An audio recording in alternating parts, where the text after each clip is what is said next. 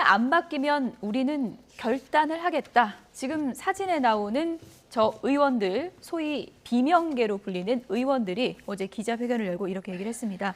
결단하겠다는 거를 뭐 탈당하겠다 이렇게 풀이를 해도 될까요? 근데 원래 그 어떤 협상 전에는요, 협상력을 극대화하기 위해서 신당도 창당한다, 탈당도 할 수 있다라고 하지만 그게 실제 행동으로 이어질지는 미주수사도 좀 지켜봐야 되고요. 다만 현재로서는 이 원칙과 상식에 포함된 네 분들이 전부지만 내부에 공감하는 의원들이 수십 명 있다고 하니까 그 수십 명을 어떻게 수면 위로 끌어올리느냐가 관건일 것 같습니다.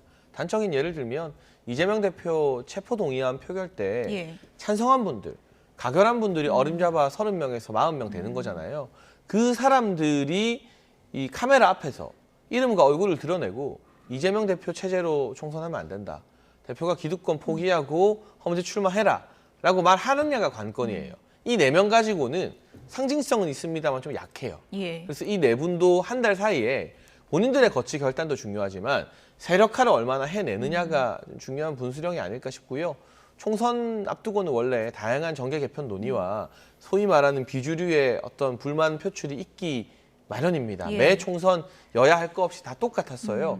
근데 이걸 어떻게 잘 달래느냐 또는 억누르느냐의 문제인데 보통은 많은 권한을 가진 분, 기득권을 가진 분들이 본인의 특권을 내려놓음으로써 이 비주류의 명분을 빼는 게 일반적인 정치 상식이긴 합니다. 그런 차원에서 국민의힘의 중진이나 지도부에게 불거지는 험지 출마, 불출마 요구와 마찬가지로 이재명 대표 험지 출마하라는 요구도 앞으로 시간이 가면 갈수록 민주당 내부에서 거세게 분출될 것 같습니다. 어쨌든 뭐 김종민 의원은 우리와 뜻을 같이 하는 의원들이 뭐 40~50명 정도 될 것이다 이렇게 얘기를 했는데 이재명 대표가 이제 통합을 강조했었잖아요. 지금 비명계 이렇게 한 자리에서 모여서 얘기를 한 비명계가 요구하는 게 뭐 개딸들 뭐 이장직 사퇴하라 혹은 뭐 이재명 대표에 대해서 험지 출마하라 이런 건데 받아들여질 가능성이 있는 건가요?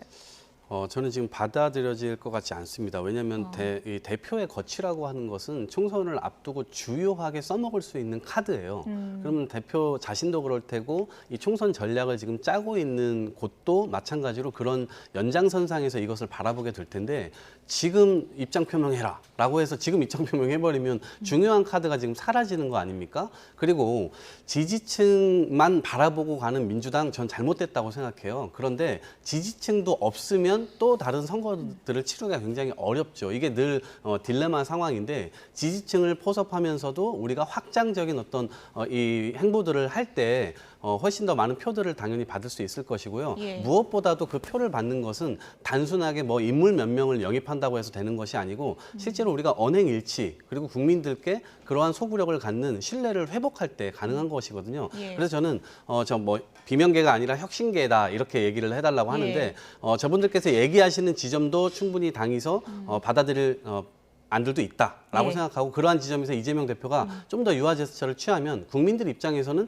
이재명 대표가 자신의 반대하는 사람들을 계속 쳐내는 사람이 아니라 품으려고 하는 사람이구나라고 하는 측면에서는 좀 더 확장성이 있다 이렇게 생각합니다. 어쨌든 뭐 총선 앞두고 지금 뭐 결단을 강조하는 분들이 많아서 어떻게 정치 지형이 요동칠지 좀 보겠습니다. 장해찬 청년 최고위원, 이동학 전 최고위원 두 분이었습니다. 고맙습니다. 고맙습니다.